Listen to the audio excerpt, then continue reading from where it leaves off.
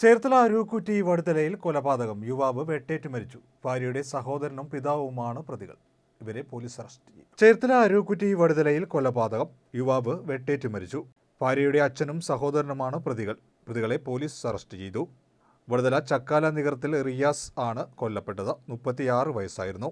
റിയാസിന്റെ ഭാര്യ റെനീഷയുടെ പിതാവ് അരൂക്കുറ്റി 6-ാം വാർഡിൽ അഴകശ്ശേരി നാസറിന്റെ മകൻ റെനീഷ് എന്നിവരാണ് പിടിയിലായത്.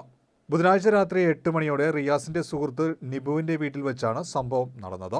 റിയാസ് ഭാര്യ റെനീഷയെ നിരന്തരം ഉപദ്രവിക്കുന്നതുമായി ബന്ധപ്പെട്ട തർക്കമാണ് കൊലപാതകത്തിന് കാരണമായത്. ആലുവ സ്വദേശിയായ റിയാസ് ഏറെ നാളായി അരൂക്കുറ്റിയിലാണ് താമസം. 17ഉം 12ഉം 7ഉം വയസ്സുള്ള 3 മക്കളുണ്ട്. ഭാര്യ റെനീഷ ലേക്ക് ഷോർ ആശുപത്രി ജീവനക്കാരിയാണ്. ചേർത്തല ഡിവൈഎസ്പി ഹരീഷ് ജെയിന്റെ നേതൃത്വത്തിൽ പൂച്ചാക്കൽ പോലീസ് മേൽനടപടികൾ സ്വീകരിച്ചു. ഫോറൻസിക് വിദഗ്ധരും സ്ഥലത്തെത്തി തെളിവുകൾ ശേഖരിച്ചു. അല്ലെങ്കിൽ